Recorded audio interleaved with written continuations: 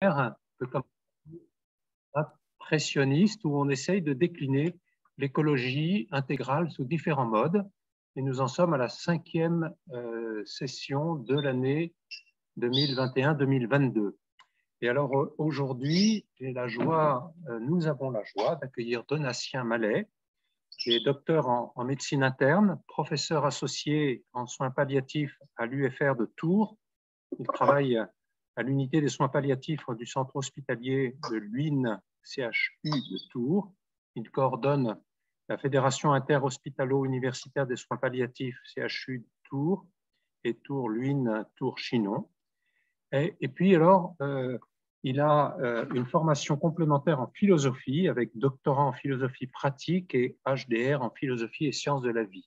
Et puis, Donatien fait un certain nombre d'enseignements auprès des soignants, je crois que les aides-soignants, les infirmières, même ses collègues médecins. Il a participé, je crois, à la fin du gouvernement Hollande à une réflexion sur le sens de la vie, la fin de la vie. Et puis, le Lance de Lys, c'est mon beau-frère bien-aimé. Alors, tu vas nous parler, Donatien, de la médecine et de la fin de la vie et quel est le rapport à la nature. Donc, je sais que nous t'avons un peu dérouté en te demandant de faire le lien entre ta pratique de médecine et ton enseignement, et puis aussi le rapport à la nature, à l'écologie. Et puis, tu m'as dit que cela t'avait passionné de pouvoir essayer de relier justement l'écologie et la médecine en fin de vie. Et donc, nous allons t'écouter en 3 parties. Et à chacune des parties, après chacune des parties, nous ferons une pause de 10 minutes où vous aurez la possibilité, soit en présentiel, nous sommes ici 6 à Gif-sur-Yvette, soit en distanciel, vous aurez la possibilité de poser des questions à Donatien et d'établir un débat qui sera à peu près d'une dizaine de minutes entre chaque partie. Voilà. En tout cas, on te remercie beaucoup au nom de l'équipe du centre Teilhard de Chardin de ta présence et de ton intervention, et on te laisse déjà dès à présent parler de la première partie. Merci. Je suis un peu désolé de tous ces problèmes techniques. J'espère que ça ne va pas entraver le bon déroulement de la soirée. Merci de cette proposition parce que ça m'a invité à retravailler une thématique que l'on rencontre souvent donc dans mon champ clinique, qui est celui du « faut-il respecter la fin de vie ?» Souvent, dans mon travail, des patients qui sont atteints de maladies graves et ils entrent en phase terminale et on a un certain nombre de familles qui viennent nous voir et qui nous disent « mais quel sens ça a tout ça est-ce qu'il ne faudrait pas accélérer, ne fait plus une piqûre pour que cette fin de vie qui ne finit pas soit stoppée ?» Et la question est tout à fait pertinente. Et du coup, j'avais commencé une réflexion sur quelle argumentation on peut donner à ces familles qui se posent la question sur la pertinence, sur le sens ou sur le non-sens de ce temps de l'agonie. Et l'invitation que vous me faites m'a permis un peu de retravailler plus en amont cette question-là. Alors, croiser écologie intégrale et médecine, c'est vrai que c'est pas forcément évident. Alors, l'écologie intégrale, si j'ai bien compris, est une branche de l'écologie qui s'intéresse aussi aux questions de justice sociale, qui s'intéresse aussi aux questions des répartitions, des répercussions de nos actions sur les différentes générations. Et du coup, la médecine, en tant qu'institution qui contribue très fortement à influencer les comportements des uns et des autres, est tout à fait légitime pour être interpellée par l'écologie intégrale. Et puis, de l'autre côté, la médecine a établi quand même, au fil des siècles, tout un lien avec la nature. Et peut-être que la médecine n'a pas une sagesse, mais une expérience de son lien avec la nature dont elle peut tenter de rendre compte. Et ça va être le sens de cette intervention, essayer de vous dire un peu où nous en sommes, nous médecins, dans notre lien, dans notre dialogue, dans notre combat avec la nature. Dans une première partie, je vais essayer de vous exposer que nous construisons plusieurs articulations avec la vie biologique. Et je vais en développer trois.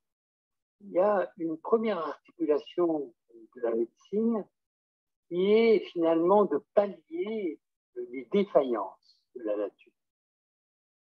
La nature est là, certains la présupposent bonne, ce n'est pas nous notre angle d'attaque, mais il se trouve que dans le processus du vivant, des fragilités peuvent apparaître, un cœur qui fonctionne moins bien, un rein défaillant, une prothèse.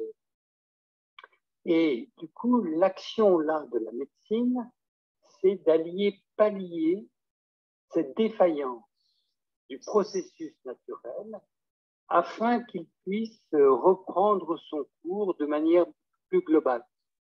Nous venons en quelque sorte au soutien d'une des fonctions défaillantes de la nature, de la vie corporelle, de la vie biologique. Nous sommes un peu comme une forme de tuteur. Nous ne touchons pas au processus profond de la vie.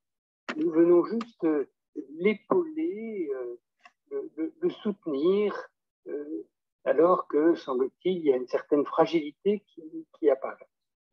Et c'est ce que nous faisons par l'intermédiaire de dialyse, pour pallier les fonctions rénales défaillantes, par l'intermédiaire de prothèses, pour pallier des fonctions articulaires insuffisantes, ou par le biais de transfusion, lorsque le corps humain n'arrive plus à fabriquer assez de sang. Nous sommes des épaules, finalement, qui permettons à la nature de poursuivre son chemin avec sa propre dynamique. Première action de la médecine. Une deuxième action de la médecine est celle plutôt d'aller mener un combat, d'aller mener une lutte contre un processus naturel que nous jugeons pathologique.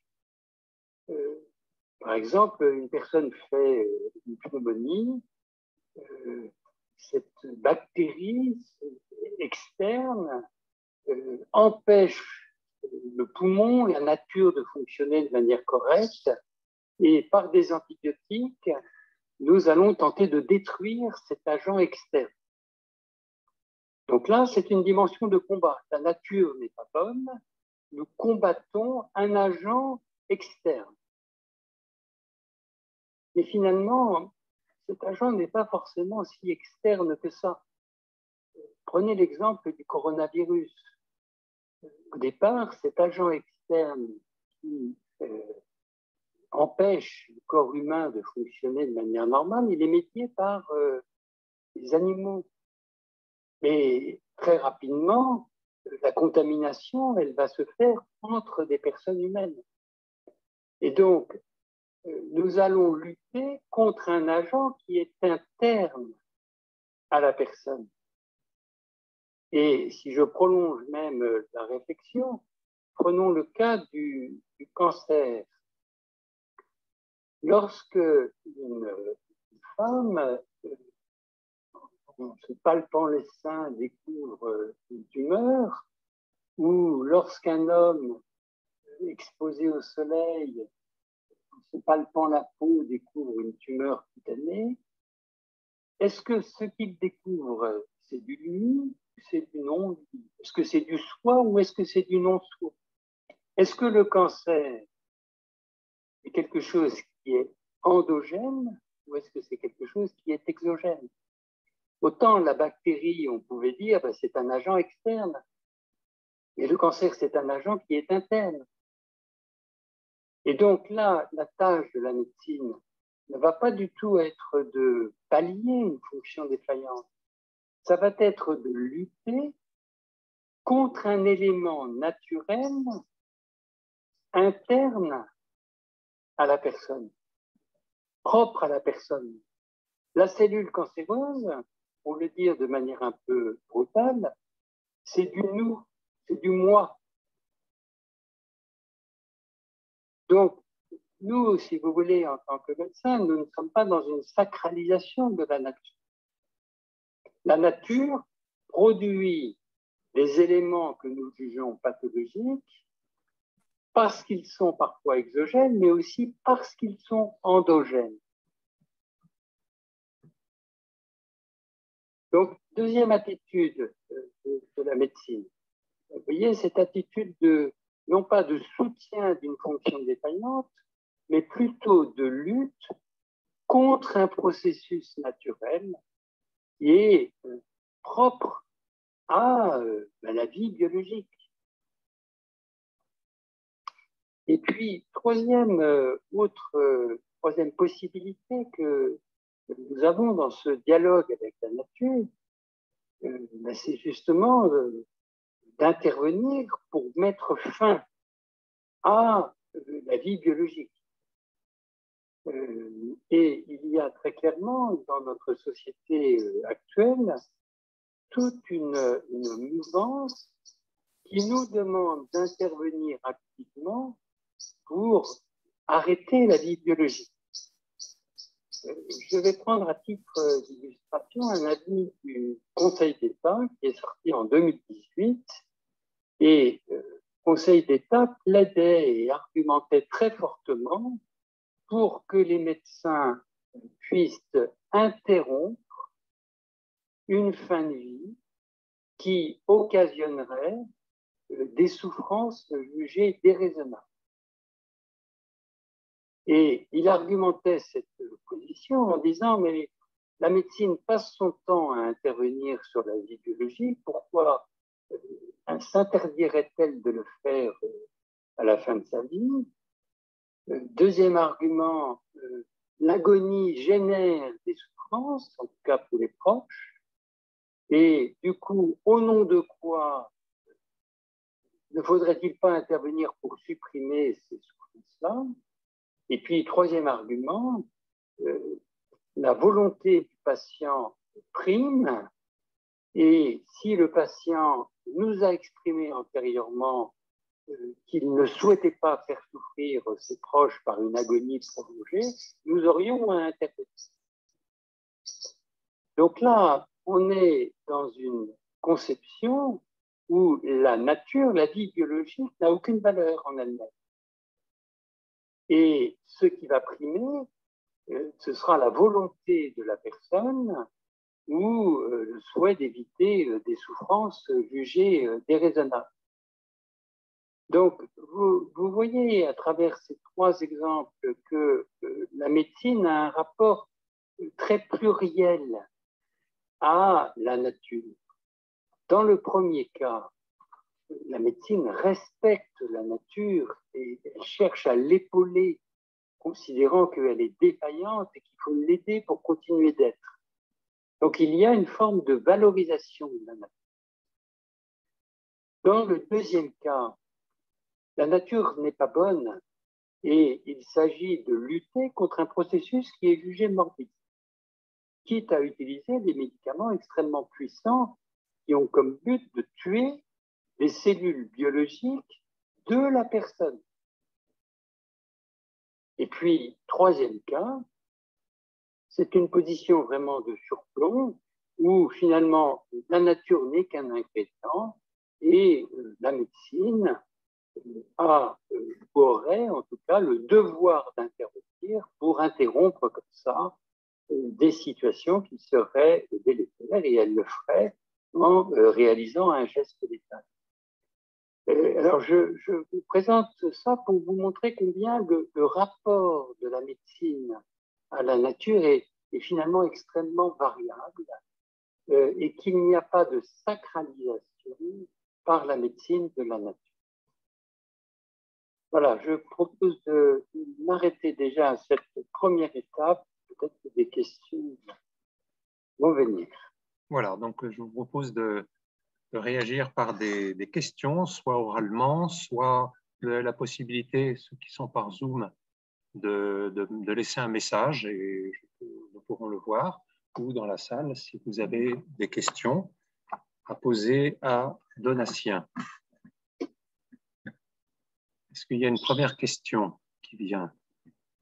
À ce moment-là, vous branchez votre micro, qu'on vous entende.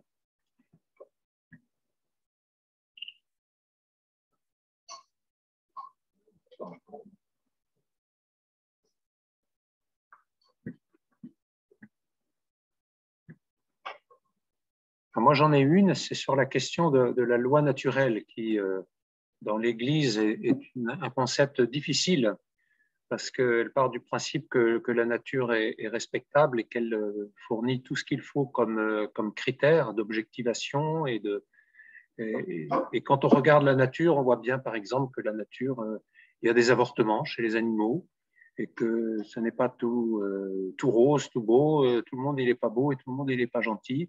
Quand on regarde la nature, alors c'est vrai que s'appuyer sur une loi naturelle, on voit bien à partir des 3 exemples que tu as donnés, les 3 parties, on voit bien qu'on ne peut pas sacraliser la nature, tu l'as dit. Et voilà, comment argumenter par rapport à ceux qui proposent la loi naturelle? Alors, je ne suis pas du tout théologien. Et je pense que le concept de loi naturelle est beaucoup plus fin que on le présuppose. Dans la loi naturelle, il me semble qu'on ne conteste pas que la nature présente parfois des dommages. Par contre, on considère qu'il y aura quand même un certain ordre qui serait à respecter et qui est donné par la nature. Par exemple, les distinctions entre les hommes et les femmes. Ou, je vois dans les lois de bioéthique, pendant très longtemps, on s'est appuyé sur la loi naturelle pour autoriser l'assistance médicale à la procréation. On avait droit à l'assistance médicale à la procréation que les femmes de moins de 42 ans, qu'un couple stable et un couple hétérosexuel, et il fallait que le couple puisse attester qu'ils vivent ensemble depuis 2 ans. Donc ça, c'était un raisonnement qui était fondé vraiment sur la loi naturelle. La loi naturelle dirait ce qui est bon de fait. Mais les récentes lois de bioéthique, justement, ont mis complètement de côté ce concept de loi naturelle, une partie de notre société ne s'y retrouvant pas du tout. Alors, je ne peux pas vraiment répondre à ta question, Benoît, parce que je ne connais pas assez le concept de loi naturelle. En tout cas, le Conseil d'État, lorsqu'il plaide pour qu'on puisse interrompre comme ça un processus naturel de manière active, entre, à mon avis, en critique, en opposition par rapport à la conception de la loi naturelle. Mais ça va être des propositions que j'essaierai de faire à la fin. Je ne crois pas que c'est dans notre société, par des dogmes venus de l'extérieur, que nous allons toucher le cœur des gens, rejoindre ce que vivent les gens. Quand je croise une famille dans le couloir qui me dit « Vous ne pourriez pas faire quelque chose, docteur, pour accélérer la fin de la vie de nos proches », je rappelle le concept de loi naturelle ne va pas beaucoup aider cette famille et ne va pas beaucoup m'aider. Donc, il faut que nous trouvions une autre argumentation ou une autre expérience ou un autre éprouvé pour essayer de rejoindre les personnes dans ce qu'elles vivent et pour essayer aussi de trouver sens à notre action. Bruno. Oui, donc j'ai une question, mais qui est un peu en lien avec ce que vous disiez à l'instant. J'ai l'impression qu'il y a une autre manière pour la médecine d'agir, c'est celle qui consiste finalement à faire la volonté de quelqu'un. Exemple, la chirurgie esthétique. Elle ne corrige pas un problème, elle ne cherche pas à combattre un agent pathogène. Donc, est-ce qu'il n'y a pas un quatrième volet de la médecine, quatrième type d'action de la médecine, c'est de corriger la nature pour qu'elle soit plus en adéquation avec ce que la personne veut. Vous voyez? Alors, je pense évidemment à la chirurgie esthétique.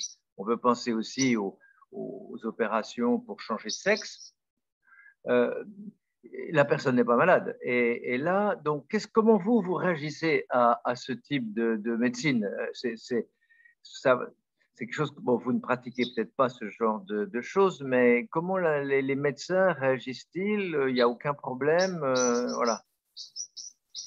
Alors, vous avez tout à fait raison, il faudrait même rajouter une cinquième catégorie. Vous avez la catégorie que vous citez où il s'agit de modeler son corps finalement à sa convenance, et on peut rajouter une cinquième catégorie qui est dans une optique de transhumanisme, c'est d'entraîner le corps dans quelque chose qui serait une puissance qu'il n'a pas naturellement, de lui donner une capacité supérieure. Alors, c'est pas vraiment dans mon champ clinique, mais on retrouve en fait la même anthropologie. C'est-à-dire que nous sommes dans une anthropologie qui est une anthropologie dualiste, où ce qui caractérise l'être humain, c'est finalement sa volonté entrelacée avec son désir. Et le corps n'est perçu que dans sa dimension biologique. Le corps n'est qu'un instrument, un moyen finalement, soumis à la volonté. Le corps n'est pas un lieu d'existence, le corps n'est pas porteur d'une subjectivité en lui-même, c'est juste un composite biophysico-chimique soumis au règne de la volonté. Alors, Descartes nous avait mis un dualisme où il soumettait le corps au règne de l'âme.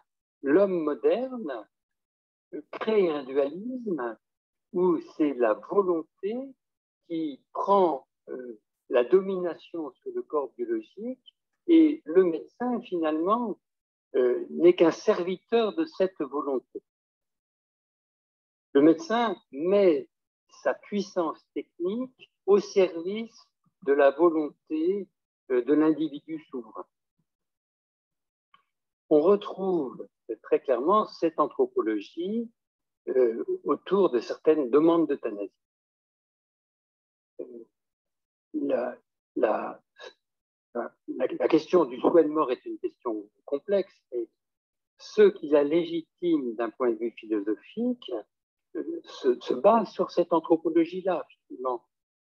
La dignité d'un être humain, c'est sa capacité à se mouvoir et à créer sa vie à partir de sa propre volonté. Le corps étant un support pour ça. Et s'il ne peut plus le faire, sa dignité, voire même sa responsabilité, c'est de quitter son existence en mettant fin au support de sa vie, qui est le corps compris uniquement comme donnée biophysico-chimique. J'y reviendrai dans ma dernière partie. Le corps n'est pas, pour nous soignants, qu'une simple donnée biophysico-chimique. D'accord. Peut-être une autre question, la dernière, avant de passer à la deuxième partie. Dans la salle, personne, non? Et parmi les internautes?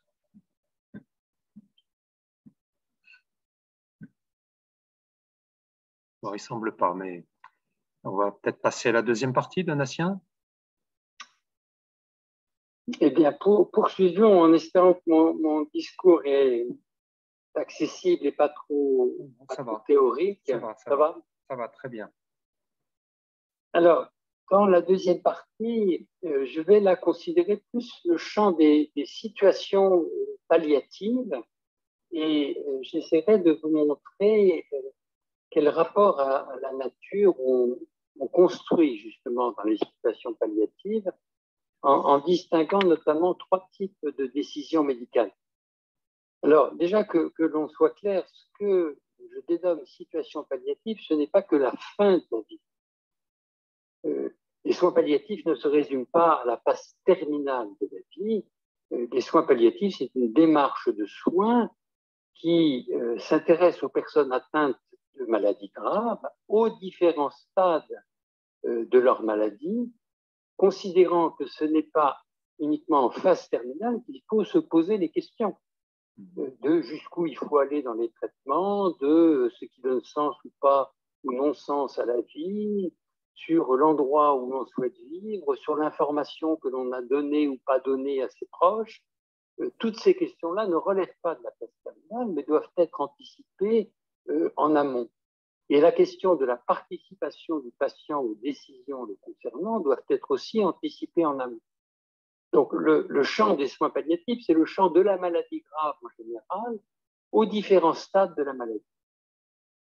Alors, dans cette espèce dans ces situations, si vous voulez, en fait, il y a trois grandes données. Il y a la donnée de la nature, c'est-à-dire de ce corps vivant, mais fragilisé par une maladie potentiellement évolutive, ou en tout cas fragilisé par une maladie qui à un moment va entraîner la mort. Ça, c'est le premier champ. Le deuxième champ, c'est celui des techniques. Nous avons tout un arsenal technique qui nous permettent, plus ou moins, de lutter contre la maladie ou de prolonger artificiellement la vie des personnes malades. Et puis le troisième champ que nous introduisons, c'est celui de la personne humaine. Et dans toute sa dimension, là, beaucoup plus subjective. Alors, quand je parle de personne humaine, nous allons nous intéresser à la question, bien sûr, de son confort au quotidien. Est-ce qu'il va être pertinent de poursuivre ou pas tel ou tel traitement si ces personnes ont un degré d'inconfort déjà important? Nous allons nous intéresser à son vécu psychique, c'est-à-dire comment elle vit elle-même la maladie. Qu'est-ce qu'il en est en termes d'émotions? Est-ce qu'on est dans l'ordre que plutôt quelque chose de relativement paisible, ou est-ce qu'il y a de l'angoisse? Est-ce qu'il y a de la colère? Voilà. Qu'est-ce qu'il en est de son vécu psychique en son corps? Et puis, nous allons nous intéresser à toute sa dimension relationnelle. Dans notre conception des soins palliatifs, on n'est pas dans une perception soviétique de l'être humain. L'être humain est en permanence en interaction avec les uns et les autres.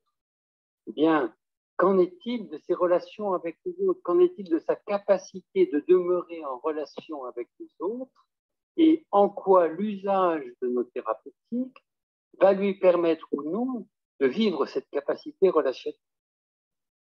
Et puis, nous allons aussi nous intéresser à sa volonté, si elle existe, c'est-à-dire ce qu'elle souhaite, elle, pour continuer à conduire sa vie selon ce qui fait sens ou selon ce qui fait plus sens. Alors, ce chapitre de la volonté, il est complexe. Souvent, nous allons aller explorer un peu ces repères de vie. Alors, je vais vous donner des exemples pour illustrer un peu ce processus de délibération qui cherche à construire finalement un rapport juste à la technique vis-à-vis du corps biologique. Prenons l'exemple d'une maladie particulièrement tragique, qui est la maladie de Charcot, la sclérose latérale amyotrophique. C'est une maladie qui se traduit par une paralysie ascendante, généralement au départ des jambes, puis des mains, et puis après, la capacité de déglutir est altérée, la capacité de parler, la capacité d'avaler, sans qu'il n'y ait réellement de traitement pour lutter contre cette maladie.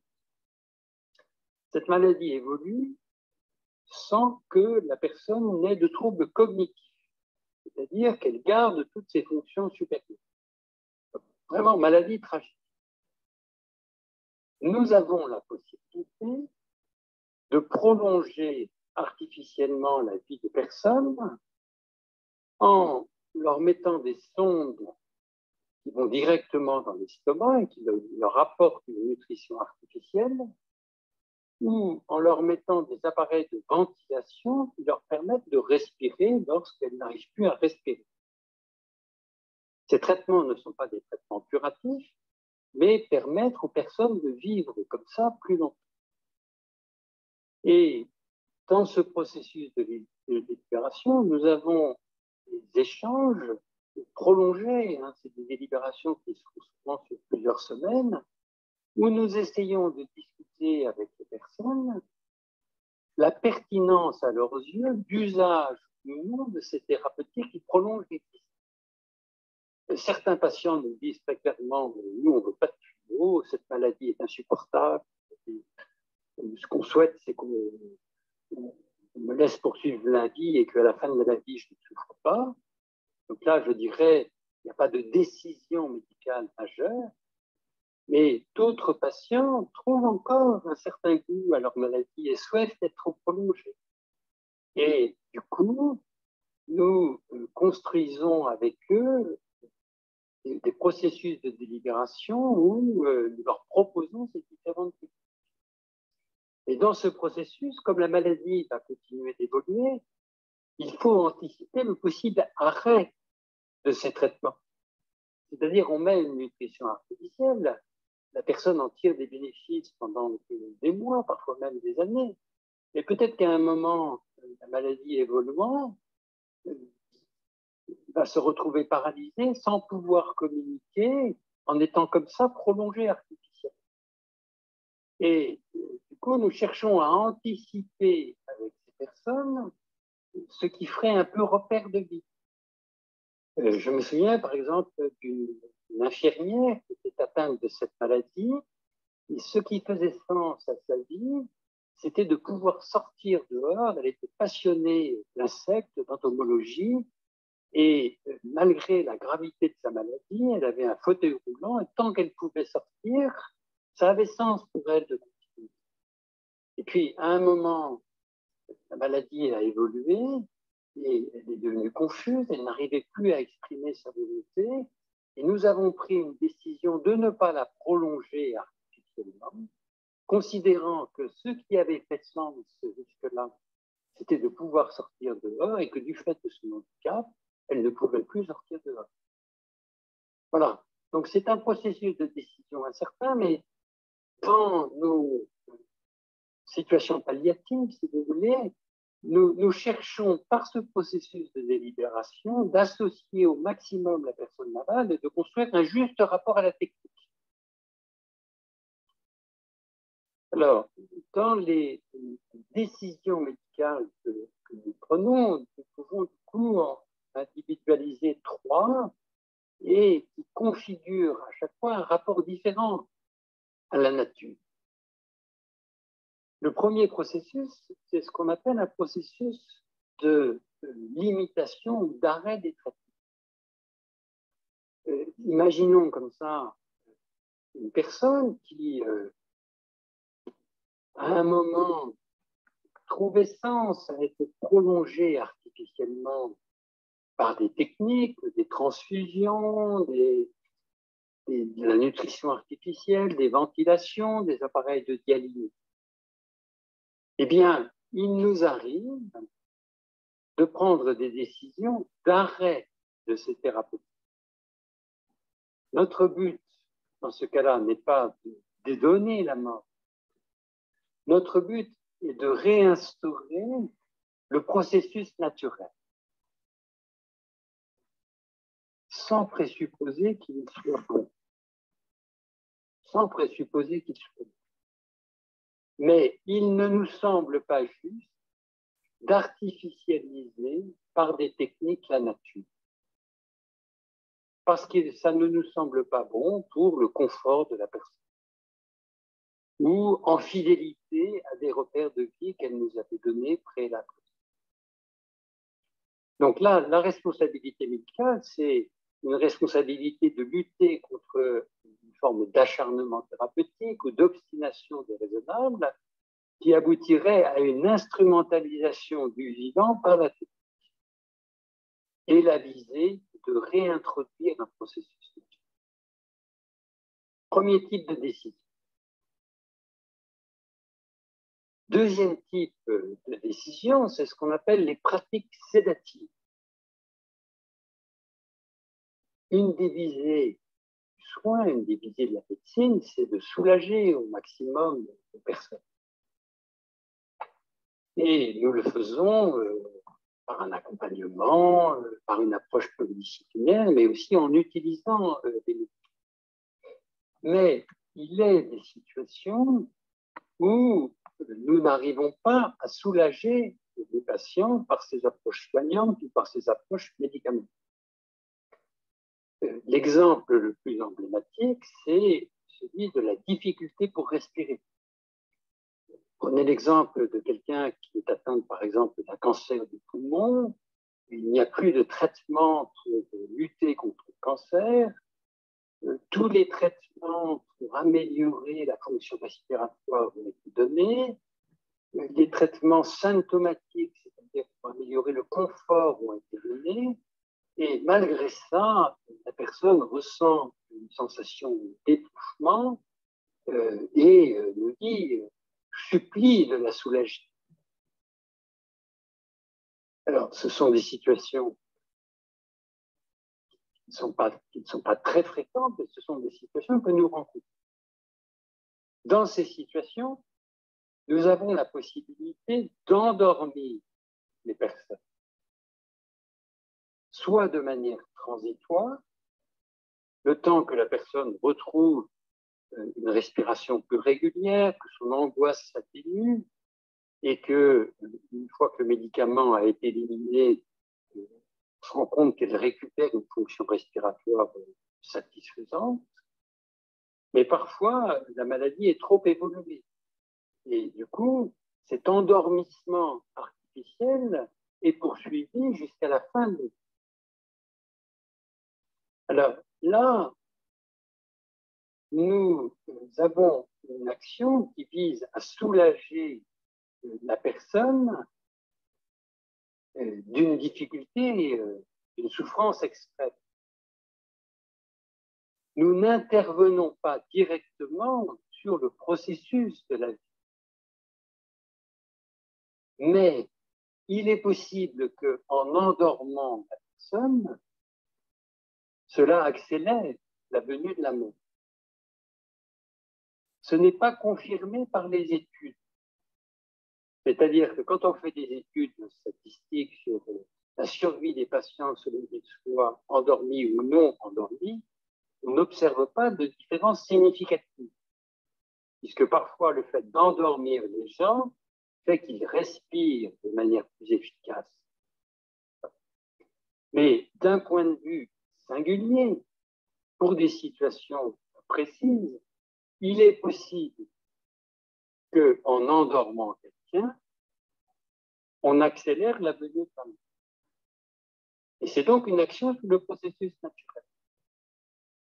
Mais nous nous autorisons cela, d'une part, parce que nous ne sacralisons pas tout, et parce que la valeur première du confort de la personne l'emporte sur le processus naturel. Donc, c'est un deuxième type de sédation, c'est ce qu'on appelle les pratiques sédatives.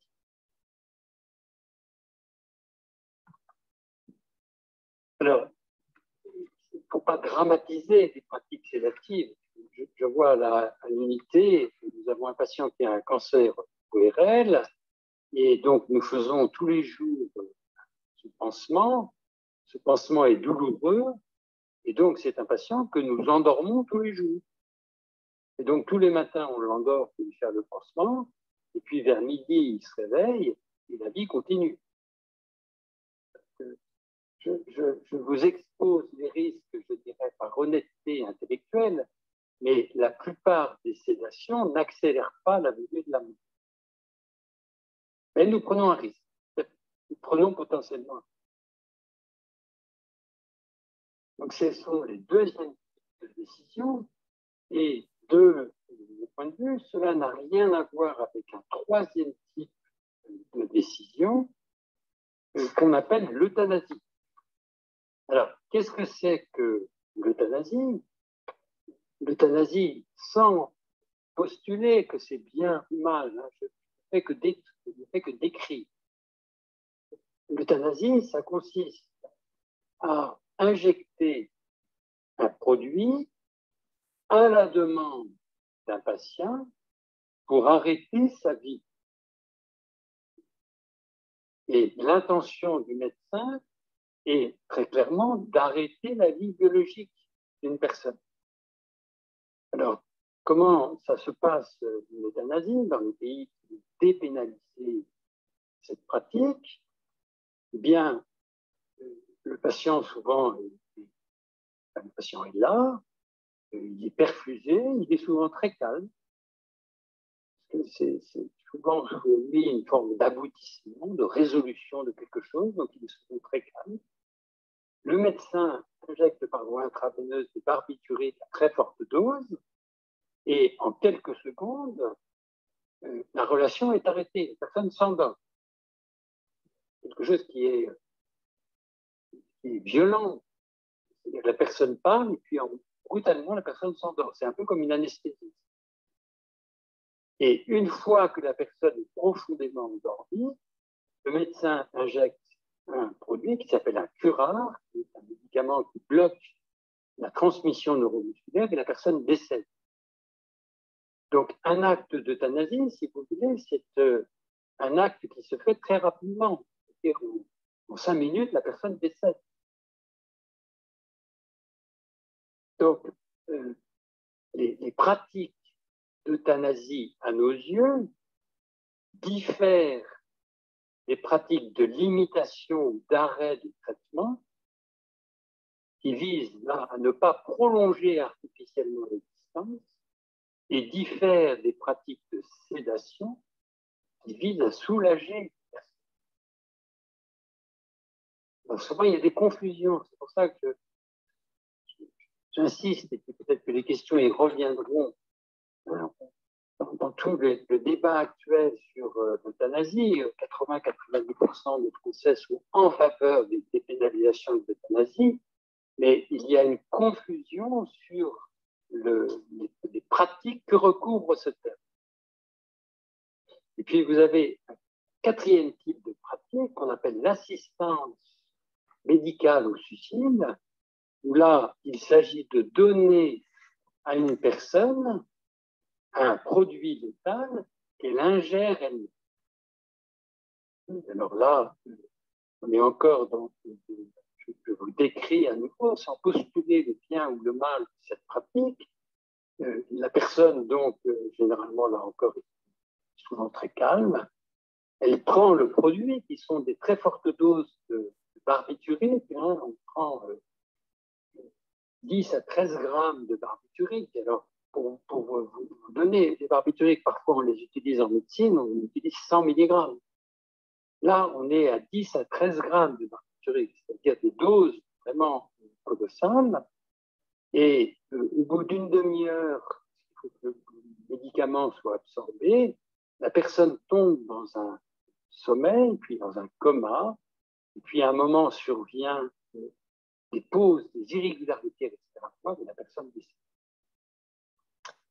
Donc, pour remettre ça dans le thème de la nature, les décisions de limitation ou d'arrêt de traitement sont des décisions où il s'agit de réinstaurer le cours naturel de la vie en luttant contre une artificialisation de la vie par des techniques. Les décisions de sédation visent à soulager la personne d'une souffrance en acceptant potentiellement une accélération de la venue de la mort, même si ce n'est pas confirmé par les études. Une pratique d'euthanasie ou d'assistance au suicide vise une pleine maîtrise sur la vie biologique et donc sur la nature. Et donc on est là dans des registres différents. Alors actuellement en France, les pratiques de limitation et d'arrêt de traitement sont autorisées, y compris l'arrêt de la nutrition artificielle. Là, je me réfère à tout le débat à propos de la situation de M. Vincent Lambert. Et ces pratiques sont autorisées par la loi. Les pratiques sédatives sont autorisées par la loi.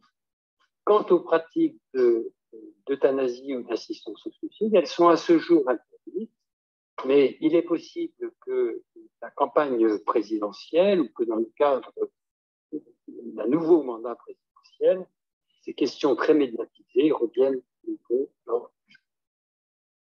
Voilà, et je me propose de m'arrêter ici pour cette deuxième partie. D'accord, merci Donatien, merci beaucoup. Donc, vous avez la parole, vous pouvez vous exprimer, poser des questions, soit par oral, soit par le biais de la discussion ou dans la salle. Si vous avez des premières questions à poser, allez-y, pendant 10 minutes, un quart d'heure, sachant que la troisième partie est un peu plus longue. Voilà, qui veut prendre la parole? Moi, je veux bien.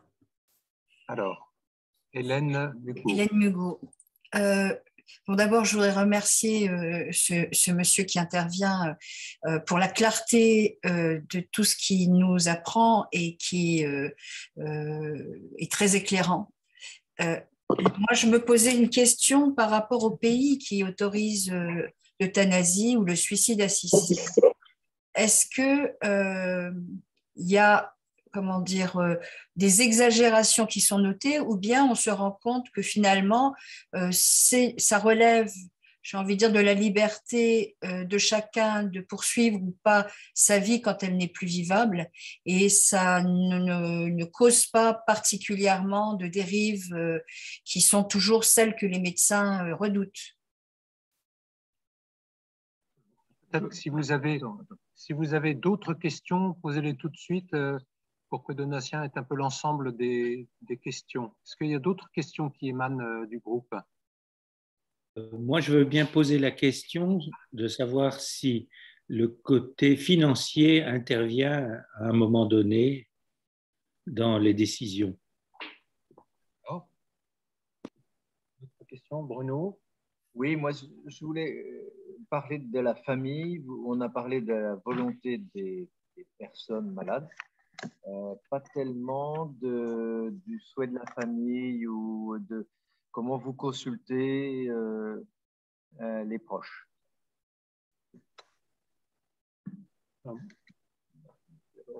Moi, j'ai aussi une question par rapport à l'anthropologie dont tu parlais tout à l'heure, l'anthropologie dualiste, avec la volonté entrelacée avec le désir et un corps qui n'est qu'un instrument, qui nous vient des Grecs un peu, ce dualisme. Est-ce que ce dualisme n'est pas renforcé par les techniques, le rôle de la technique qui devient majeur aujourd'hui, où l'homme a à sa disposition tout un tas de techniques et où il maîtrise finalement et la vie et même la mort, et ça renforce même le dualisme dont nous héritons des Grecs.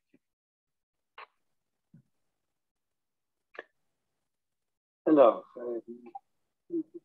je vais d'abord reprendre la deuxième et la troisième question qui me semblent aller un peu ensemble, et puis après je verrai pour la première et la quatrième.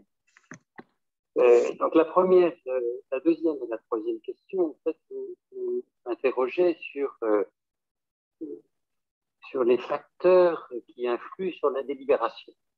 Je vous ai dit que dans la délibération, on prend bien évidemment en compte les aspects biomédicaux. Qu'est-ce qu'il en est de l'état général du patient? Qu'est-ce qu'il en est des possibilités techniques pour lutter contre la maladie? Et puis, comprenez aussi en compte la personne humaine, son confort, ses volontés, sa relation. Alors, vous introduisez après d'autres facteurs. Le premier facteur, c'est celui de la famille. Alors, je vais commencer par ce qui est simple, c'est la loi,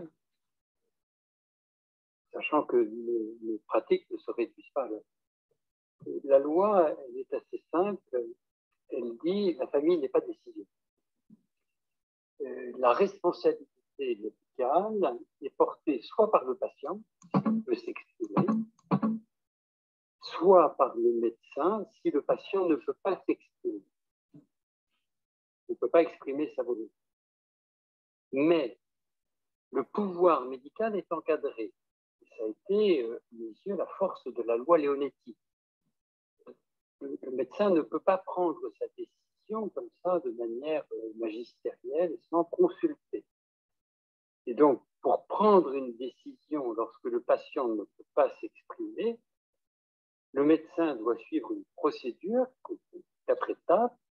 Première étape, il doit rechercher ce qu'on appelle des directives anticipées, c'est-à-dire est-ce que la personne a rédigé en amont ses volontés relatives aux souhaits, au traitement qu'elle souhaiterait ne pas recevoir.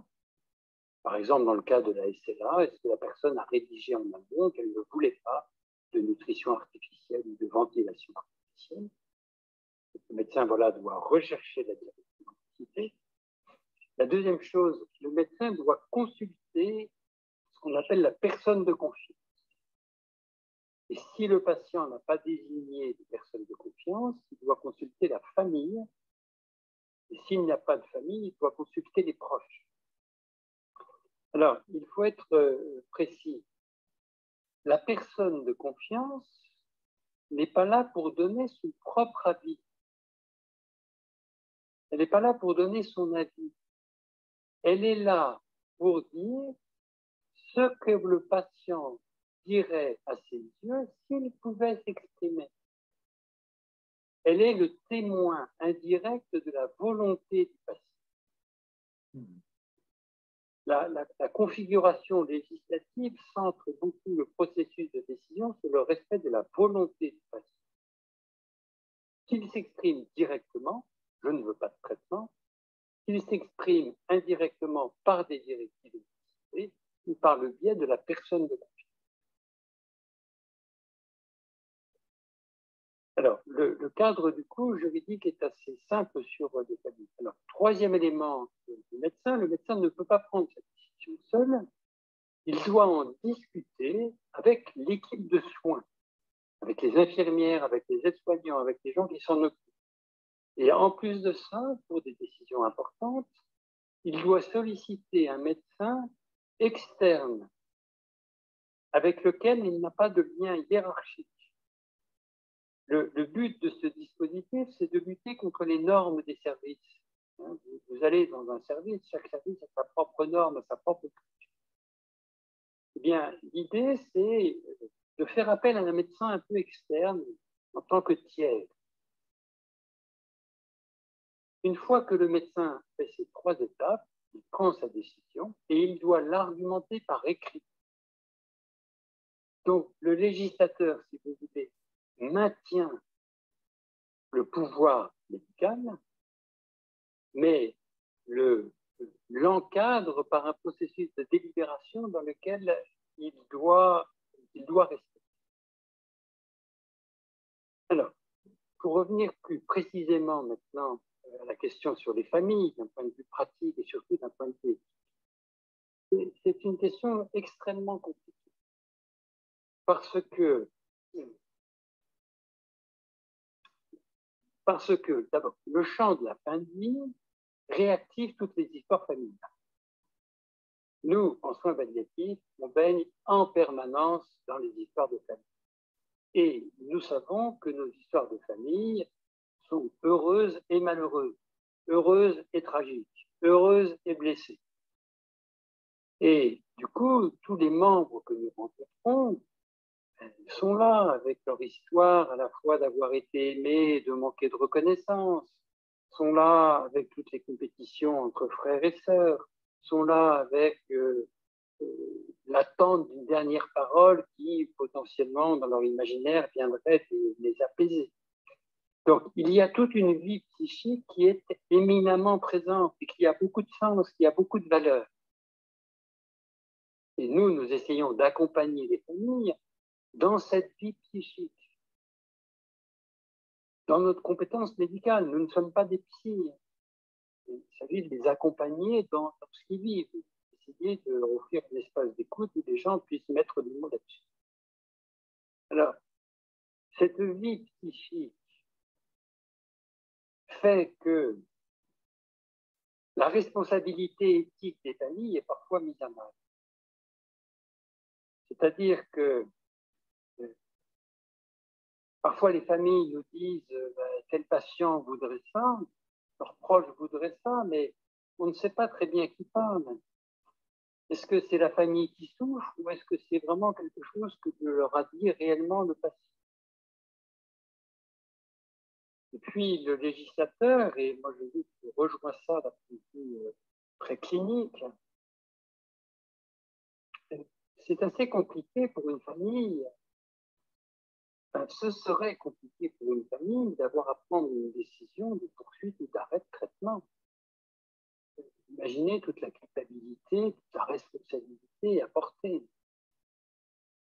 Donc, le cadre français est un cadre qui maintient une autorité médicale et qui place la famille dans une position de consultante devant refléter l'avis de la personne malade et non pas l'avis de la famille.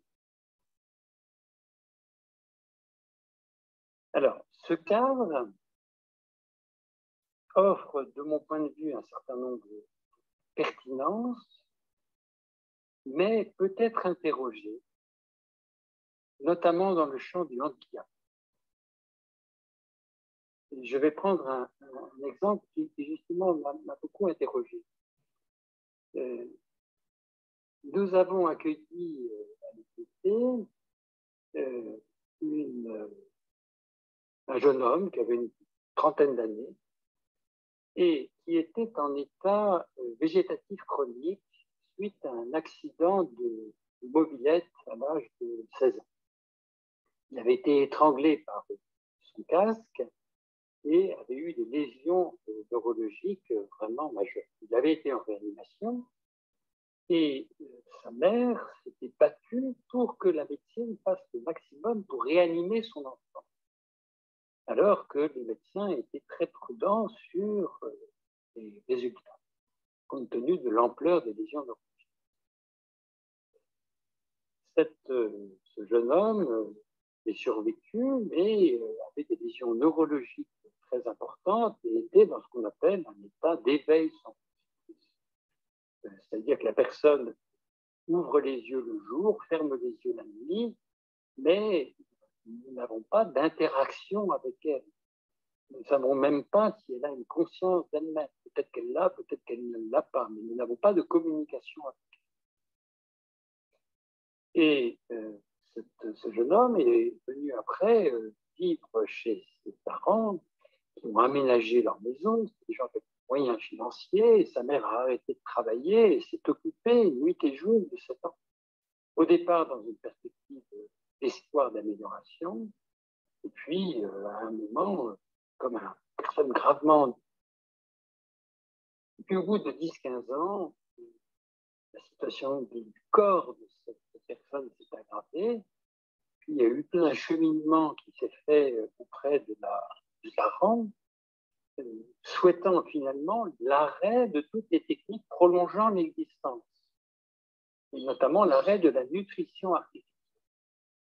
Et cette femme est venue nous voir avec cette demande-là, parce que le cadre légal se met dans le champ de décision médicale. Et moi, j'avoue que quand je l'ai accueilli, j'ai pris la position légale. J'ai bien précisé à cette femme, nous, on est d'accord pour discuter, pour délibérer, voire pour mettre en œuvre cette décision d'arrêt de la nutrition. Mais je vous dis simplement, c'est moi qui assumerai la décision. Vous n'avez pas à vous sentir responsable de cette décision. Et je le faisais dans l'idée de l'épargner, de pouvoir lui ôter cette responsabilité. Puis nous avons cheminé ensemble et nous avons pris la décision d'arrêter. Et cette femme est revenue me voir en me disant, mais moi, ça ne me convient pas du tout.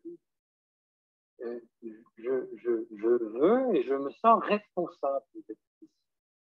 Et je veux assumer cette décision d'arrêt de nutrition artificielle. Et ça m'a beaucoup interrogé.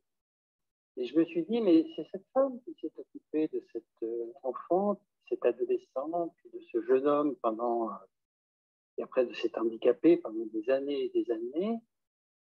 Et peut-être que pour elle, dans son processus de séparation, peut-être que c'est juste qu'elle assume ou que nous co-assumions cette décision d'arrêt de nutrition artificielle. Alors, peut être prudent en se disant, mais est-ce que ce n'est pas à nouveau la toute-puissance de cette femme, de cet amour féminin, de cet amour maternel qui se manifestait comme ça. Mais en tout cas, c'est pour moi, ça, c'est une question. Donc voilà, la place des familles, elle est, pour répondre à la question, elle est consultante, elle n'est pas décisionnaire, mais peut-être qu'il y a des cas particuliers. Je poursuis après sur la question des finances. Donatien, peut-être être plus bref dans les 3 réponses, parce qu'après, il y a la 3e partie. Hein. Ok, excusez-moi. Voilà. Alors, sur la question des finances, est-ce que les finances sont présentes? Non, elles ne sont pas présentes de manière directe. Elles ne sont pas présentes de manière directe. C'est-à-dire, en France, on peut utiliser tous les traitements, quel que soit le coût, ça ne joue pas de rôle.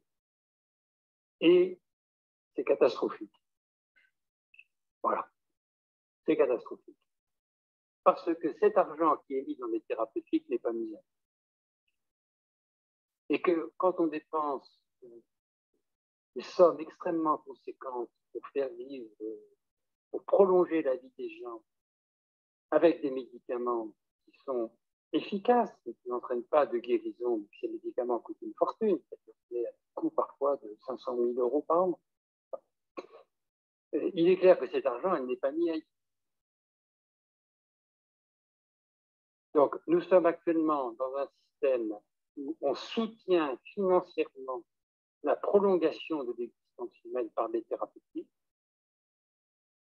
sans assumer le fait que nous devons nous prendre soin de patients de plus en plus chroniques, de plus en plus âgés, alors que nous n'avons pas les moyens humains de le faire. Donc, les finances n'interviennent pas directement dans le processus de décision, mais il y a très clairement du manque dans notre système de soins vis-à-vis notamment des personnes âgées, des patients atteints de maladies. Donc les finances interviennent de manière majeure.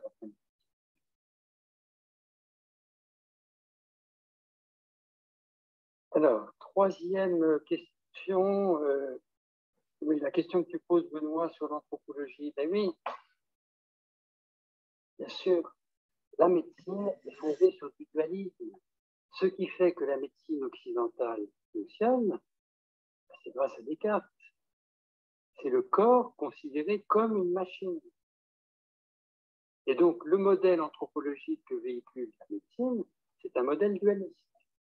Et le droit en rajoute une couche en valorisant la dimension de la volonté de la personne. Donc, la boucle est fermée. Et il est tout à fait logique que la question de l'euthanasie vienne dans notre société. Ce n'est que la prolongation de l'anthropologie induite par la médecine et reprise après par le droit en résonance avec là où en est notre société. Alors, quant à la première question, Madame Migaud, je n'ai pas tout à fait bien compris. Il faudrait que vous la reformuliez. Je remets mon micro.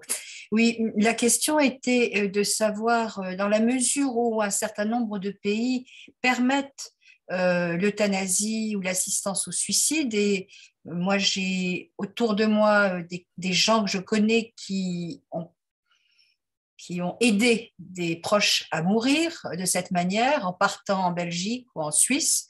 Est-ce que ça produit des exagérations ou est-ce que finalement, ça ne change pas le problème par rapport à ce qui se pratique en France? Ça va être difficile de répondre trop rapidement sur cette question-là. Si vous voulez, nous, dans notre champ clinique, notre problème de fond, ce n'est pas tellement la question du souhait de mort. Notre problème, la réalité qu'on rencontre, c'est que les gens, ils choisissent envers et contre tout. Ce n'est pas tellement la question du souhait de mort. L'être humain, finalement, quand il est entouré de manière satisfaisante, est très majoritairement dans un désir de vie, et le corps est très nettement dans un désir de vie, dans un mouvement.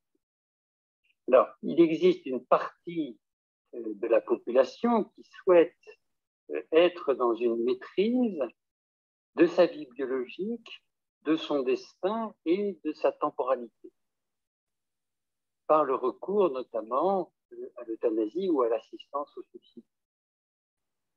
C'est une portion de la population qu'il ne s'agit pas du tout de nier, de minimiser ou de rejeter. Il y a quand même souvent une dimension un peu d'ambivalence. C'est-à-dire que quand ces gens sont bien pris en charge, qu'on arrive à discuter avec eux, qui ne sont pas trop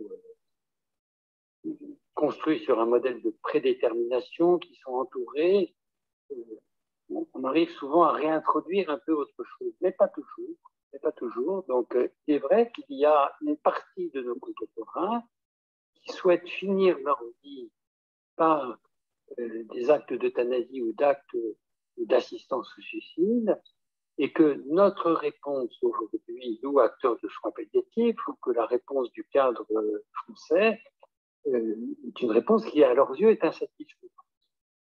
Voilà.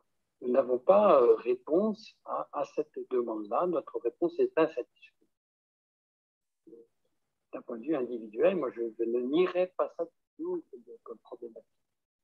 Après, la responsabilité, c'est dans une perspective plus collective, faut-il modifier ou pas le cadre? Alors, Donatien, tu vas nous parler dans une troisième partie d'une proposition de rapport éthique, de repère éthique pour un juste rapport à la vie biologique en situation palliative, et notamment comme praticien, ce rapport au corps qui peut nous amener à aller jusqu'au sens de l'existence humaine dans sa fragilité et dans sa richesse. Je te laisse la parole. Alors, je vais vous proposer quatre pistes. Alors, sachant que moi, je me positionne très clairement dans une posture uniquement laïque.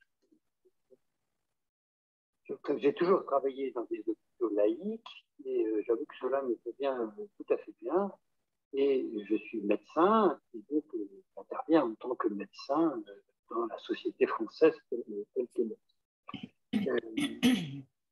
Que donc la question que l'on travaille, c'est cette question évidemment à la nature. Donc je vous propose 4 points de repère. Je ne cherche pas à vous les imposer, hein. Je dis simplement là où j'en suis, moi, dans mes propres points de repère. Le premier point de repère, eh bien, c'est de refuser de donner une valeur éthique à la vie biologique. Je ne crois pas que la vie biologique est une valeur éthique. Et je ne suis pas pour une sacralisation de la vie biologique. Et vous avez vu combien la médecine a un rapport extrêmement variable à la vie biologique. La position laïque, finalement, de la médecine à la vie biologique, moi, me convient très bien. Donc, il ne s'agit pas d'être dans une espèce de mise au nu, comme ça, une valeur de la vie. Non, en tout cas, ça ne me rejoint pas. Mais, il ne s'agit pas non plus de considérer la vie comme étant uniquement un instrument. La vie n'est ni sacrée, et elle n'est pas non plus uniquement un instrument. Alors, pourquoi elle n'est pas uniquement un instrument? D'une part, alors là, je pense que ça va faire écho à l'écologie intégrale, nous sommes immergés dans la vie. Nous sommes une goutte d'eau immergée dans l'océan de la vie. Et dans un océan qui se transmet de génération en génération. Comment, moi, petite goutte d'eau, je pourrais prétendre donner une valeur éthique à la vie, à cet océan? Donc, je ne suis qu'une goutte d'eau immergée dans un océan dont je ne sais s'il a du sens ou de. Mais comme je sais, comme je ne suis qu'une goutte d'eau, je suis dans une impossibilité méthodologique de connoter une valeur positive ou négative de la vie. Je renonce à une évaluation éthique de la vie.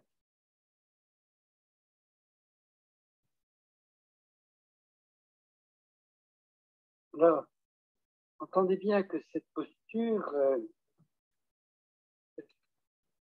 nous met finalement dans une forme d'humilité énigmatique. Voilà. Nous sommes une goutte d'eau, nous sommes un être humain qui n'a pas choisi d'être là, qui a été lancé dans la vie sans l'avoir choisi, indépendamment de sa politique, qui se retrouve tissé et façonné par les uns et par les autres, qui est en permanence modelé, en permanence en interaction avec sa propre corporéité, avec sa propre vie biologique, avec les uns, avec les autres. Et comme j'ignore le sens, s'il existe, je choisis de ne pas y toucher. Ce serait le premier point. Une position, si vous voulez, de neutralité éthique. La vie n'a pas de valeur parce que je n'ai pas capacité, moi, en tant qu'humain, immergé dans la vie, à lui donner une valeur. Mais elle n'est pas qu'un instrument, parce qu'elle me précède et me suivra. Deuxième élément. Il s'agit d'assumer une responsabilité éthique citoyenne. Ça concerne chacun de nous. Médicale, ça nous concerne nous médecins, nous les soignants. Et politique, ça concerne l'ensemble de la société sur l'usage des techniques biomédicales. Notre responsabilité, elle est là. Notre responsabilité n'est pas de donner ou pas une valeur éthique à la vie. Notre responsabilité, c'est d'assumer un juste rapport à la technique. Assumer un juste rapport à la technique. Alors là, je crois que vous allez retrouver certains de vos auteurs. Je pense notamment à Jacques Ellul. C'est une responsabilité majeure parce que nous sommes, nous, société occidentale, pris dans un système technique. Nous finissons par être instrumentalisés. Qu'est-ce que c'est qu'un hôpital aujourd'hui? C'est un lieu merveilleux en termes de bonne volonté humaine, mais c'est un lieu qui est instrumentalisé à un agir scientifique et à une organisation médico-économique. Et ça tourne. D'ailleurs, c'est ce que nous disent les médecins. Quand je travaille dans un CHU, il faut que ça tourne. Et les malades, quand ils vont dans un hôpital de jour, ils nous disent c'est l'usine. Un hôpital, c'est un lieu de haute technologie et c'est un lieu de haute organisation pour traiter techniquement un corps biologique. Je caricature volontairement parce que heureusement qu'il y a des humains, heureusement que les patients sont des humains, heureusement que les soignants sont des humains. Mais l'organisation institutionnelle, c'est un système technicien et médico-économique. Et du coup, si nous n'assumons pas cette responsabilité du système technicien, nous sommes instrumentalisés. Et là, il y a une énorme faillite de notre société actuelle. Nous sommes pris dans une forme d'hybris, dans une forme de démesure. D'où l'importance des questions financières, parce que c'est finalement un des déterminants. Nous sommes aujourd'hui dans le monde de la santé, dans le pied d'une flèche croissante. Et on pourrait continuer comme ça, de nous faire vivre le plus longtemps possible. Et nous pouvons le faire. Mais nous n'avons pas le système humain et l'organisation collective pour que cette prolongation de la vie par des artifices médicamenteux soit censée, soit humaine, soit encore tenable. Et le scandale de ce que nous connaissons déjà depuis 20 ans, 30 ans des EHPAD le mettent très bien en évidence. Alors, je citerai pour terminer là-dessus cette phrase de Paul Valéry qu'il a prononcée en 1931. Le temps du monde fini commence. Là, le temps du monde fini n'a pas du tout commencé.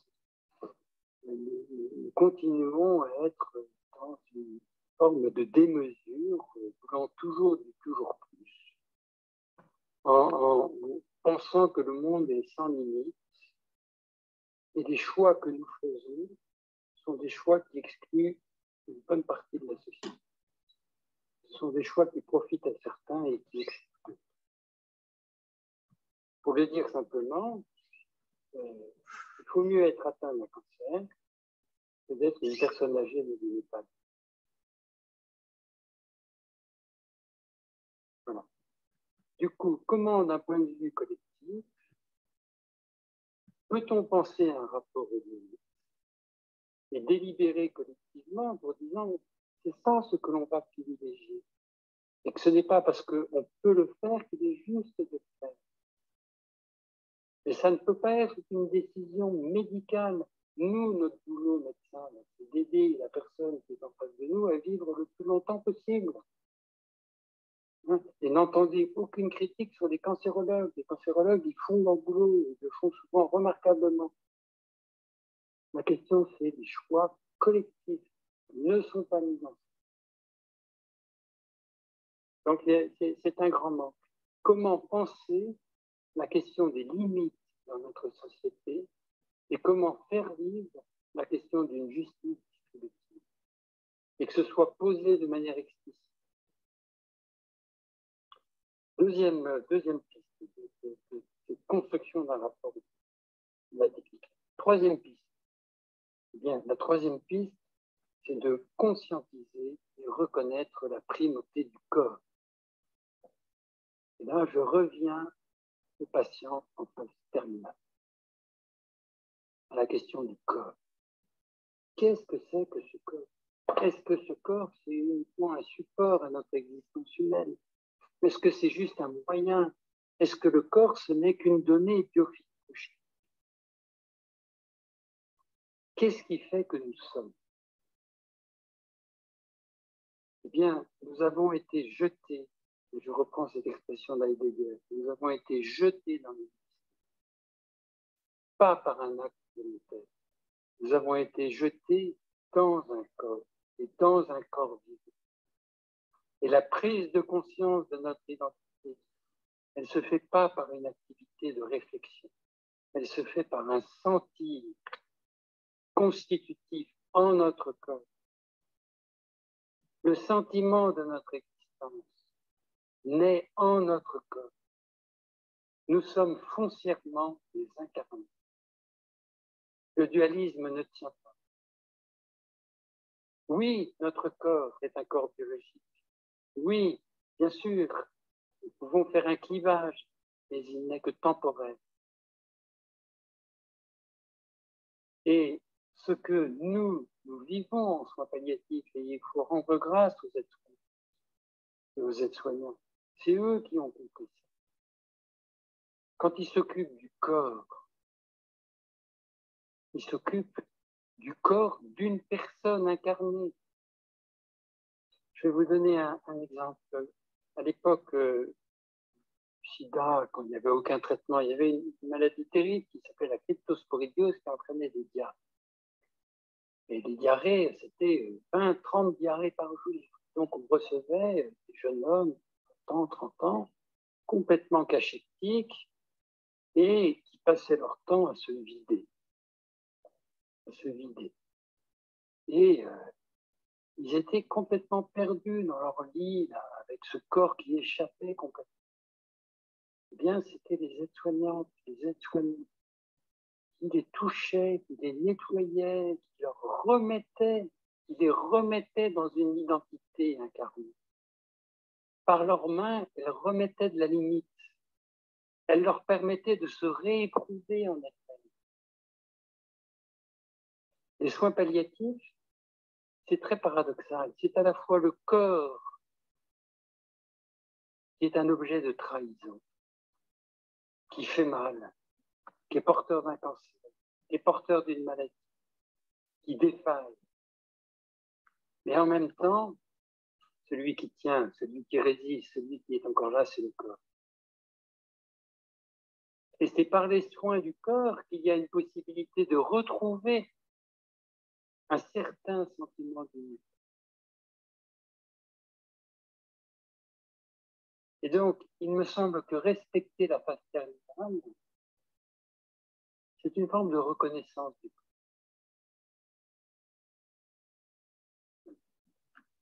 C'est une forme de reconnaissance du corps dans toute sa dimension. De ce corps qui n'est pas qu'un support, de ce corps qui est le lieu de notre identité, qui est un lieu de relation, de ce corps qui fait exister un monde. Les soins palliatifs, le respect de la face terminale, c'est la reconnaissance au corps. Et puis la dernière piste que je vous propose, eh bien, il s'agirait de respecter une énigme et de vivre un mystère. Alors, j'emprunte ça à Gabriel Marcel. Gabriel Marcel distingue trois termes. Le problème, le secret, l'énigme et le mystère. Le problème, c'est quelque chose qu'on peut résoudre. Il y a une fuite d'eau, on va résoudre. Il y a un peu de douleur, on va donner un antidote. Ça, c'est un problème. Alors, pour certains, la mort est un problème. Et donc, il faut résoudre le problème. Voilà. C'est une première manière de configurer un rapport. La mort est un problème qu'il faut résoudre. Par exemple, pour nos législateurs, pour les députés, c'est très clair. Il y a une demande sociale, c'est un problème et il faut le résoudre. Voilà. Interrogation signifierait problème et signifierait résoudre. Deuxième thème, c'est celui du secret. Il y aurait un secret à découvrir. Et le mourir serait, il y aurait quelque chose du secret que nous pourrions découvrir. Il y aurait une signification cachée. Et le secret présuppose qu'il y a une signification. Il y aurait une signification. Il y aurait une signification à la vie.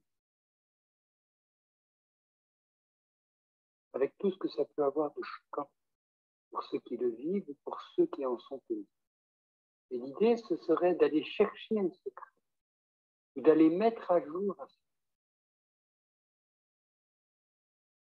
Troisième thème, c'est celui de l'énigme. Alors, l'énigme, justement, elle ne cherche pas la résolution. Elle ne dit pas qu'il y a une solution comme pour un problème. Elle ne dit pas qu'il y a une vérité cachée. Alors, elle dit qu'il y a quelque chose là qui m'échappe, quelque chose que je ne connais pas, quelque chose sur lequel je n'ai pas d'action.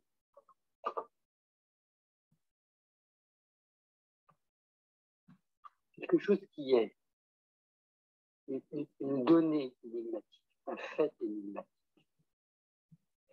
Et l'énigme devient mystère quand elle nous concerne.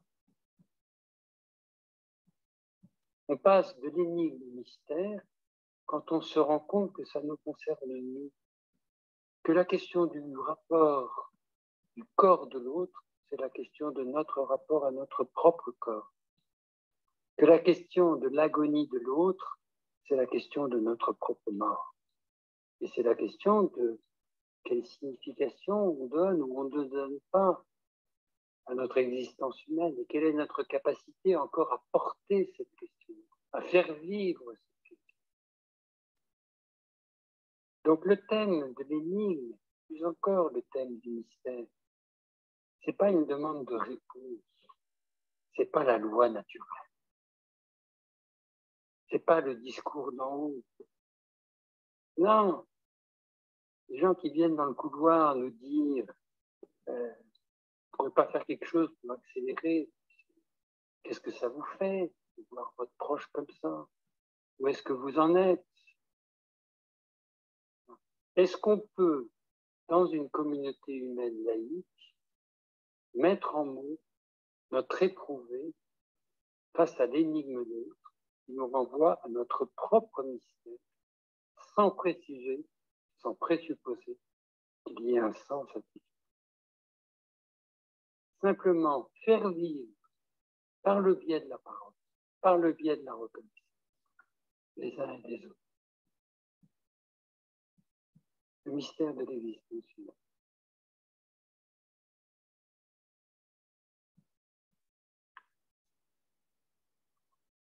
Voilà. Je ne sais pas si ça fait résonance. C'est fort en tout cas. C'est fort. C'est fort. On a l'habitude dans nos séminaires depuis leur création d'essayer de faire le lien avec l'encyclique de François sur Laudato Si. Tout est don, tout est fragile et tout est lié. Et c'est vrai qu'on se retrouve bien dans cet écosystème de la vie qui est un donné, qui n'est pas un en soi.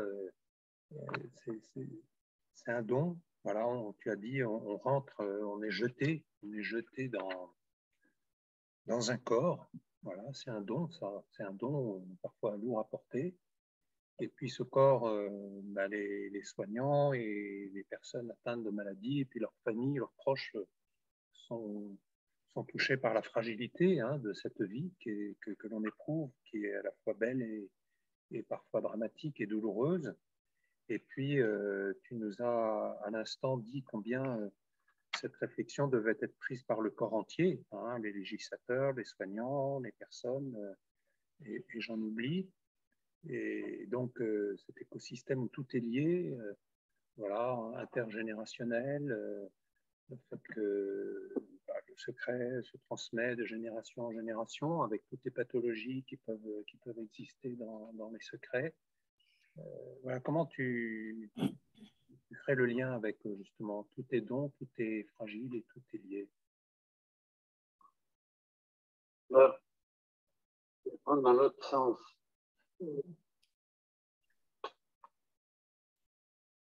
Tout est lié. En tout cas, il y a de la relation. Il y a de la relation entre mon propre corps et ma conscience, entre mon propre corps et mes affects, entre mon propre corps et ma liberté. Il y a des interconnexions, mais je ne sais pas quelle est la nature de ces interconnexions. Je peux juste les dévoiler, une partie. Et oui, tout est lié. Et parfois, on est très surpris. Je reprends l'exemple un peu paradigmatique de la phase terminale. Je me souviens d'un patient, par exemple, qui avait le sida, une atteinte virale très forte de son cerveau.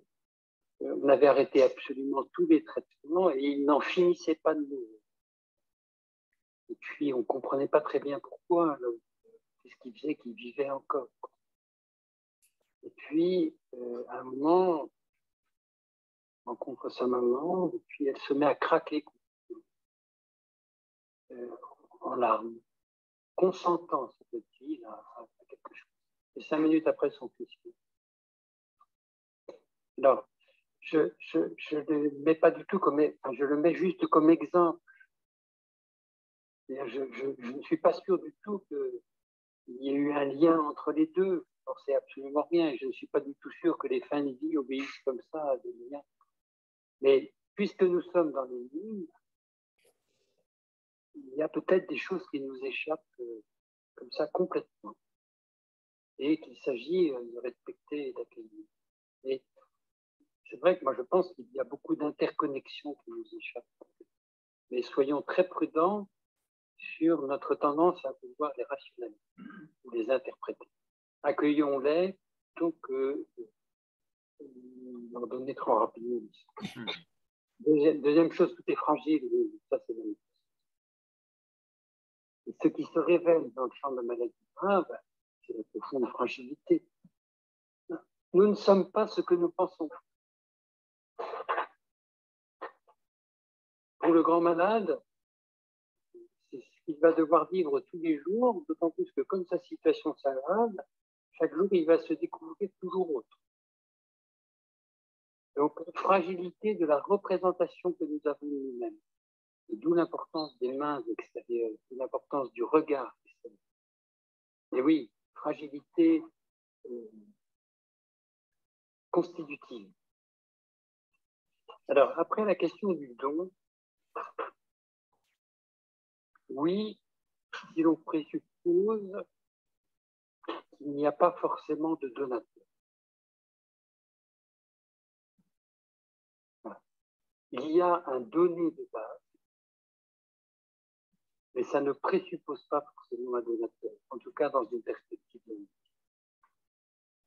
Mais il y a un donné de base, et de mon point de vue, nous avons à rendre reconnaissance à ce donné de base, et notamment à ce cœur qui est là depuis la fécondation jusqu'à la fin de notre vie. C'est notre donné de base, et nous avons dû être reconnaissants.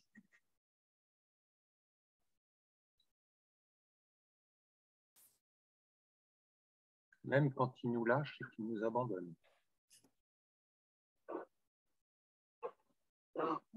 Nous nous trompons. Il ne nous lâche pas. Une partie de lui lâche. Mais lui tient encore. Il lâche uniquement quand il meurt.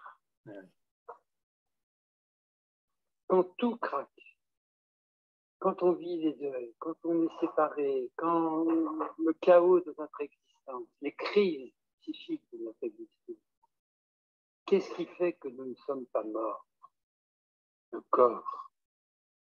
Le corps, c'est ce qui résiste à l'effondrement de toutes les autres fonctions. Alors, bien sûr, il peut lâcher, nous pouvons être paralysés, nous pouvons avoir des douleurs. Oui, lui aussi est fragile. Mais c'est quand même lui qui tient.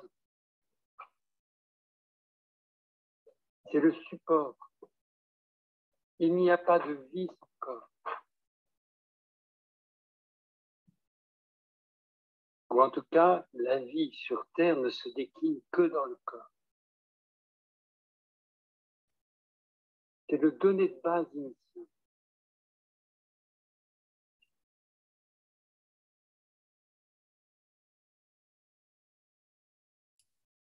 Je voudrais juste dire quelque chose qui a beaucoup changé mon idée de la vie. C'est de lire une pensée chinoise qui disait que la vie, c'est naître et mourir, et non pas la vie en opposition de la mort. Et je pense que l'Occident, son problème, c'est effectivement de considérer la mort comme une sorte d'entité de la vie. Et peut-être que c'est fondamentalement un changement de perspective qu'il faudra arriver à faire dans notre société pour peut-être aussi je veux dire, aller vers notre mort avec beaucoup plus de calme. Peut-être, bon, c'est difficile à dire ça quand on est en bonne santé, mais il me semble aussi que les problèmes que le docteur soulevait sur les aberrations, l'absence de limites aussi dans les hôpitaux par rapport à cette technicité et à ces dépenses monstrueuses quand on ne peut pas simplement accompagner les gens doucement dans leur mort, c'est fondamentalement peut-être ce qui va aussi devoir être pensé pour changer de société, pour justement aller vers cette écologie intégrale sur laquelle vous essayez de réfléchir. Mais c'est vraiment un changement de psyché.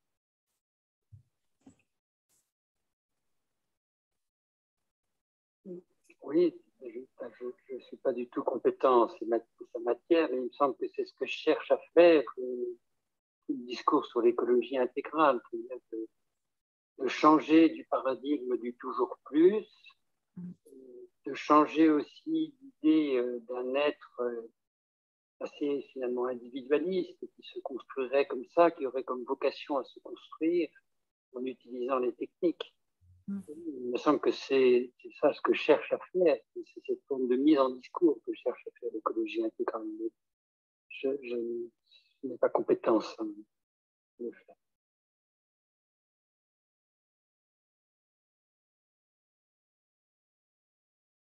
Des questions?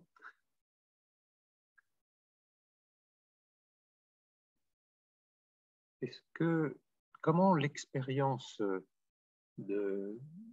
comme soignant que vous vivez avec la personne qui fait l'expérience de la souffrance, d'un handicap, comment cette expérience vous permet vous-même, comme soignant, d'avancer dans votre propre expérience de vie, de fragilité de la vie et comment se fait le rapport entre la personne dont vous avez cure avec vous-même, votre propre recherche.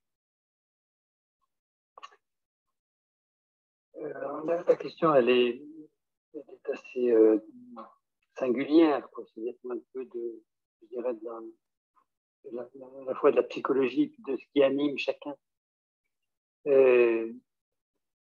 Bon, il y a plusieurs choses qui me viennent. D'abord, nous avons, nous, la grande chance, des soignants qui nous occupons de maladies graves, des patients atteints de maladies graves, d'être tout de suite dans une relation très authentique. C'est ce qui fait, je crois, qu'on aime beaucoup notre métier, c'est-à-dire les patients sont vrais avec ce qu'ils vivent, parce qu'ils sont authentiques. Alors, ça ne veut pas dire qu'ils soient bons, ils sont aussi mauvais que nous tous.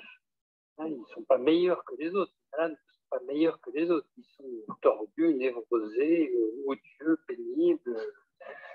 Ils sont comme nous. Ils sont comme nous. Mais il y a quelque chose de l'authenticité, il y a quelque chose de la véracité qui se joue et qui nous renvoie, nous, à une forme d'exigence dans notre vie, je dirais, personnelle, dans notre vie professionnelle. Donc, je parlerai beaucoup de ça. Ce serait un premier élément. Le deuxième élément, c'est que nous sommes confrontés en permanence à des limites. Limites de notre capacité de répondre, limites de notre savoir, limites de notre capacité à faire. Et que du coup, cette expérience de la limite nous oblige à nous mettre dans une réflexion, une parole, un langage et un travail en équipe.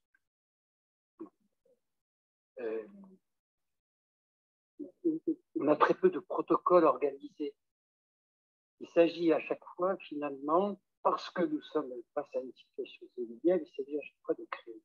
Et ce qu'il faut d'abord créer, c'est du langage pour comprendre qui est cette personne, qu'est-ce qu'elle dit, qu'est-ce qui est possible, comment l'infirmière l'a perçu, comment l'aide-soignant, lui, l'a vu, qu'est-ce qui s'est passé la nuit. Enfin, c'est d'abord une activité de langage, et c'est en faisant vivre un langage ensemble que nous pouvons construire une orientation à notre action. Donc, pour répondre à ta question, Benoît, je pense que cette confrontation à l'autre nous renvoie à accepter la limite, de façon à là, et à développer une réflexion, un travail en langage et un travail commun, dans une optique finalement très créative. Alors après, il est clair que nous sommes chacun renvoyés aussi à ce qui fait sens ou pas dans notre existence. Avec la question des repères éthiques de chacun, la question des croyances, des incroyances sont convoquées et que les positions dogmatiques ne tiennent pas, quoi. Que les positions de façade ne tiennent pas.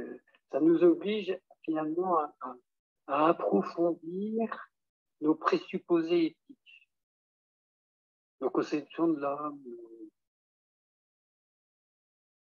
le discours de la société, des mouvances sociales. On est obligé de les creuser. Il y a un travail d'approfondissement. Bon. Alors, il y a une question qui vient, c'est « Je ne crois pas avoir entendu de la liberté de conscience. La vôtre a-t-elle été contrecarrée dans l'exercice de votre fonction ?» La liberté de conscience. Non, non, non, la liberté de conscience, je crois, n'a pas été contrecarrée. Par contre, nous vivons dans un monde qui est déterminé par des éléments contextuels. On va prendre des décisions en fonction de ce qu'offre notre société. Donc, ce n'est pas une liberté absolue. Pas une liberté absolue. Alors après, c'est toute la richesse de l'éthique. L'éthique, elle ne sait pas ce qui est bien de faire.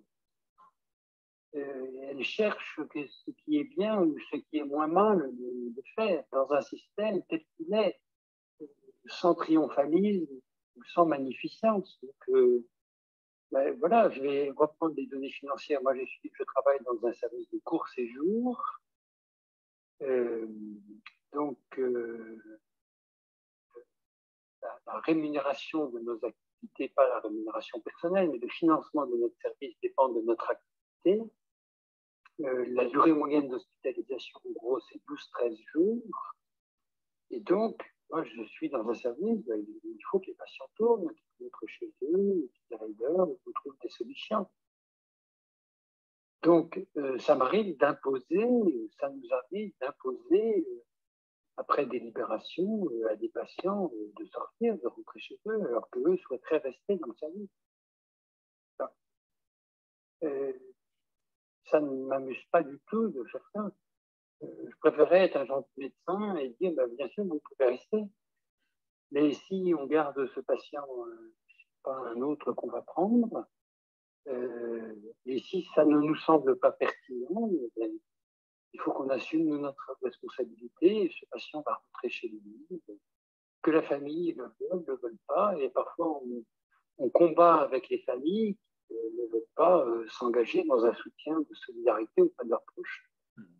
Mais je n'ai pas l'impression d'être entravé dans ma liberté de conscience, j'ai l'impression d'assumer ma propre responsabilité dans un monde imparfait, dans un monde déterminé, de construire ce qui est possible de construire. Et je ne prétends pas avoir raison en fait. D'accord. Bon, on va te remercier infiniment, Donatien, parce que l'heure arrive.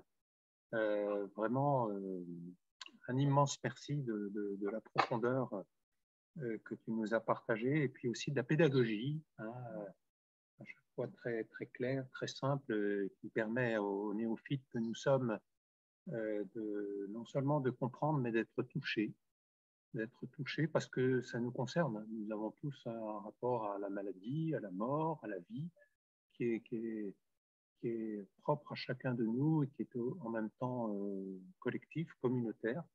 Et donc, nous sommes... enfin, moi, j'ai été très touché par ce que tu nous as dit et je vais garder ça dans la mémoire du cœur, c'est-à-dire je vais pas garder ça dans la tête, mais plutôt dans le cœur. Puisque... Peut-être même dans le corps. Et dans le corps. Alors,